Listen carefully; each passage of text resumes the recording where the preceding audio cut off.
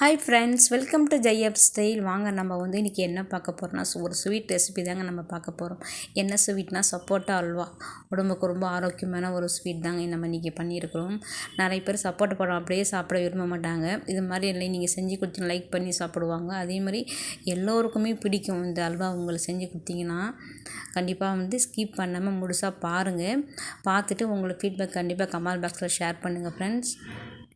அப்பப்போ இது மாதிரி புதுமையாக சேர்ந்து அசத்துங்க. வாங்க நம்ம வந்து அல்வா எப்படி இருக்குன்னு நீங்களே பாருங்கள், உங்களுக்கு தெரியும். வாயில் வச்சு அப்படியே கரைஞ்சி போகுங்க. அந்த மாதிரி ஒரு டேஸ்ட்டில் தாங்க நம்ம சப்போட்டா அல்வா அன்றைக்கி இருந்தது. என்னென்ன தேவைன்னு பார்க்கலாம் வாங்க. இப்போ வந்து பாருங்கள், ஒரு 3 சப்போட்டா பழம் தோல்லாம் நீக்கிட்டு வச்சுருக்கிறேன், க்ளீன் பண்ணி. நீங்கள் ஒரு பழத்தை எடுத்து நம்ம குறுக்க கட் பண்ணி ஸ்பூனில் எடுத்திங்கன்னா அப்படியே ரவுண்ட் ஷேப்பில் கரெக்டாக வந்துடும். பழம் ரொம்ப வேஸ்ட் ஆகாது. முதல்ல வாஷ் பண்ணிவிட்டு அப்புறமா தோல் எடுங்க. இது மாதிரி 3 பழம் கட் பண்ணி வச்சுருக்கிறேன். தேவையான பொருட்கள்லாம் பார்க்கலாம் வாங்க. பாருங்கள், நான் 1 கப்பு ரவை எடுத்துருக்கேன், 2 கப்பு பால் எடுத்துருக்கிறேன். 1 கப்புக்கு 2 கப்பு பால், 1 கப்பு தண்ணி வச்சுக்கலாம். முந்திரி வச்சுருக்கிறேன், நாட்டு சர்க்கரை, தேவையான அளவுக்கு வந்து கீ வச்சுருக்கிறேன். இதுதான் இன்றைக்கி தேவையான பொருட்கள். ரொம்பவும் ஈஸி. வீட்டில் இருக்கிற பொருளை வச்சு தான் நம்ம சப்போட்டா பழம் சீசன் தானே இப்போ நிறைய கிடைக்கிது. அதை வச்சு நம்ம அவ்வளோ பண்ணியிருக்கலாம். நீங்களும் செஞ்சு பாருங்கள். வாங்க போகலாம். இப்போ வந்து அடுப்பில் வந்து ஒரு கடாயை வச்சுக்கிட்டேன்.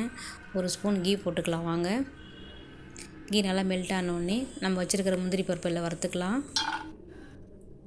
நல்லா ப்ரௌனாக ஆனோடனே வறுத்துக்கோங்க. அடுப்பில் வந்து சிம்மில் வச்சுக்கோங்க. வாங்க வறுத்தாச்சு. அதே கீழே நம்ம வச்சுருக்கிற 1 கப்பு ரவை வச்சுருக்கிறோம் இல்லையா, அதில் வறுத்துக்கலாம். நம்ம இதுவும் கோதுமை மாவில் கூட இந்த அல்வா செய்யலாம். இருந்தாலும் நம்மளுக்கு வந்து நான் இன்றைக்கி ரவை வச்சு தான் பண்ணியிருக்கிறேன். டேஸ்ட் ரொம்ப நல்லாயிருக்கும். நம்ம ரவையில் தான் பண்ணாமானே டவுட்டாக இருக்கும். ஏன்னா அந்த ரவை இருக்கிற இடமே தெரியாது. அந்தளவுக்கு நல்லா பாலில் வேக வைக்கிறதுனால நல்லா மேஷ் ஆகிடும். அப்புறம் ரவை வறுத்து வச்சாச்சு. இப்போ நெக்ஸ்ட்டு வந்து நம்ம என்ன பார்க்கணும்னா, நம்ம கட் பண்ணி வச்சுக்கிற பழத்தை வந்து மேஷ் பண்ணிக்கலாம். கையில் பண்ணாதீங்க. அதே மாதிரி கொஞ்சம் நேரத்துக்கு முன்னாடி பண்ணி வைக்காதீங்க, கலர் சேஞ்ச் ஆகிடும். எப்போ நம்ம செய்ய போகிறோமோ அப்போ தான் மேஷ் பண்ணி வைக்கணும். அதனால் நம்ம இது மாதிரி விஸ்க்கு வச்சு மேஷ் பண்ணுங்கள்.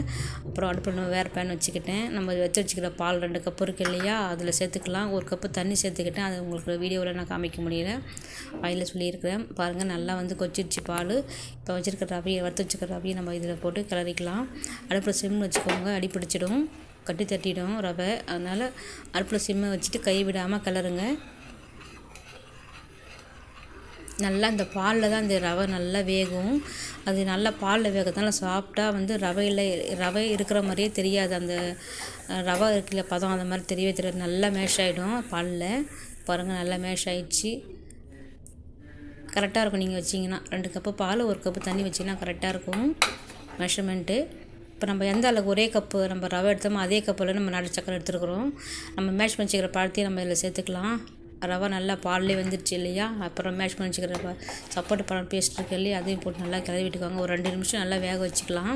இந்த 1-2 ஒரு மாதிரி இருக்கும் இல்லையா, நம்ம கையில் தானே மிக்சியில் வச்சு பண்ணோம், அது ஈவனாக இருக்காது. இப்போ நம்ம வேக வைக்கும் போது அது நல்லா மேஷ் ஆகிடும். பழம் நம்ம பழம் போட்ட இடமே தெரியாது நல்லா வெந்துட்டு பிறகு. அதனால் கைவிடாமல் கிளறிக்கிட்டே இருங்க. கொஞ்சம் கலர் சேஞ்ச் ஆகும். நம்ம பழம் போட்டிருக்கு இல்லையா, நம்ம நேச்சுரலாக பண்ணியிருக்கோம். எந்த ஃபுட் கலரும் சேர்க்காம நேச்சுரலாக என்ன கலர் வருமோ அதுதான் நம்ம பண்ணியிருக்கிறோம். பாருங்கள், நல்லா மேஷ் ஆகிடுச்சு. பழம்லாம் ஈவனாக எல்லாம் கலந்துருச்சு. இப்போ வந்து நம்ம வச்சுருக்க நாட்டு சர்க்கரையில் சேர்த்துக்கலாம். சேர்த்துக்கிட்டு கை விடாமல் கிளறுங்க. ஏன்னா நம்ம சர்க்கரை சேர்த்தோட மெல்ட் ஆகும் இல்லையா, அப்போ கொஞ்சம் இலகிய பதத்துக்கு வரும். அந்த டைமில் நல்லா கை விடாமல் கிளறுங்க. அடுப்பில் சிம் வச்சுக்கோங்க. அதுதான் நம்ம மெயின். அல்வா செய்யும்போது எப்பவுமே சிம் வச்சு தான் பண்ணணும், ஏன்னா அடி பிடிச்சிடும் இல்லையா. அதனால் கை விடாமல் நல்லா கிளறுங்க. ஃபஸ்ட்டு நம்ம 2 ஸ்பூன் வந்து கீ போட்டுக்கலாம். ஒரே டைமில் போடாமல் அப்பப்போ இது மாதிரி மேலே போட்டு கிளறினீங்கன்னா அல்வா வந்து நல்லா வரும். டேஸ்ட்டு நல்லா வரும். ஒட்டாமல் அடி பிடிக்காமல் டேஸ்ட் ரொம்ப நல்லாயிருக்கும். எப்போவுமே எந்த அல்வா செய்கிறதா இப்படி தான் ஃபாலோ பண்ணுங்கள். நல்லா வந்து அந்த நம்ம பழம் போட்டோம் இல்லையா, நாட்டு சக்கரை எல்லாம் கலந்து நல்லா மேஷ் ஆகும். நல்லா கை விடாமல் கிளறுங்க. அடுப்பில் வந்து சிம்மில் வச்சுக்கிட்டு கிளறிட்டே இருக்கணும். பாருங்கள், நல்லா பேஸ்ட் ஆகிடுச்சு. இந்த டைமில் நம்ம வந்து கொஞ்சமாக வந்து உப்பு சேர்த்துக்கலாம். ஏன்னா எல்லா ஸ்வீட்டுக்கும் உப்பு சேர்த்தா தான் நம்மளுக்கு எடுத்து கொடுக்கும். லைட்டாக ஒரு பிஞ்ச் அளவு சால்ட் உப்பு சேர்த்துக்கிட்டேன். இப்போ அது மேலே 2 ஸ்பூன் கீ போட்டுக்கலாம். மேலே கிளறினீங்கன்னா நீங்கள் நெய் போட்டு டேஸ்ட் ரொம்ப நல்லாயிருக்கும். பால் மாதிரி வரும். அப்போ நம்ம தெரிஞ்சுக்கலாம் அல்வா ரெடி ஆகிடுச்சின்னு. இன்னும் கொஞ்சம் நேரம் நம்ம கைவிடாமல் கலட்டே இருந்தோம்னா நம்மளுக்கு வந்து திக்னஸாக வரும். இப்போ பாருங்கள் கொஞ்சம் இதுவாக இருக்குது இல்லையா, இன்னும் நம்ம கைவிடாமல் ஒரு 2 நிமிஷம் கலட்டே இருந்திங்கன்னா கரெக்டாக அல்வா அப்போ தான் நம்மளுக்கு வரும். அப்போ நம்ம இறக்கிடலாம். இங்கே பாருங்கள் நல்லா சொன்ன மாதிரி திக்காக வந்துடுச்சு பாருங்கள். நம்ம கிண்டும் போது நல்லா ஒரு பால் மாதிரி வரும் பாருங்கள். அப்போ நம்ம தெரிஞ்சுக்கலாம் அல்வா ரெடி ஆயிடுச்சு அப்படின்னு. சூப்பரான சப்போட்டா அல்வா ரெடி ஆகிடுச்சு பாருங்கள்.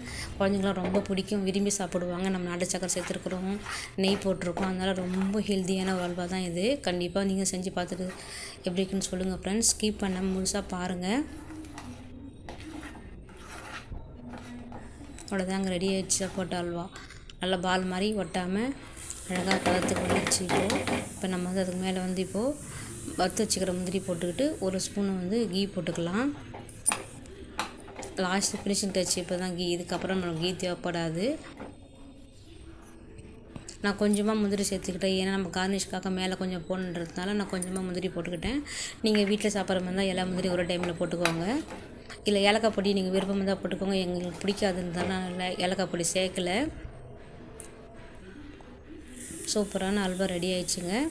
இறக்கியாச்சு. பாருங்கள் எப்படி இருக்குன்னு பாருங்கள். தகன்னு மின்னுற மாதிரி இருக்குங்களா சப்போட்டா அல்வா. நேச்சுரலாக ஒரு கலரில் வந்திருக்கு பாருங்கள். டேஸ்ட் அவ்வளோ டேஸ்ட்டாக ரொம்ப நல்லா இருந்தது. கண்டிப்பாக ட்ரை பண்ணி பாருங்கள் ஃப்ரெண்ட்ஸ். இந்த வீடியோ பிடிச்சிருந்தா லைக் பண்ணுங்கள், ஷேர் பண்ணுங்கள், கமெண்ட் பண்ணுங்கள், மறக்காமல் சப்ஸ்கிரைப் பண்ணுங்கள் ஃப்ரெண்ட்ஸ். தேங்க்யூ ஃபார் வாட்சிங்.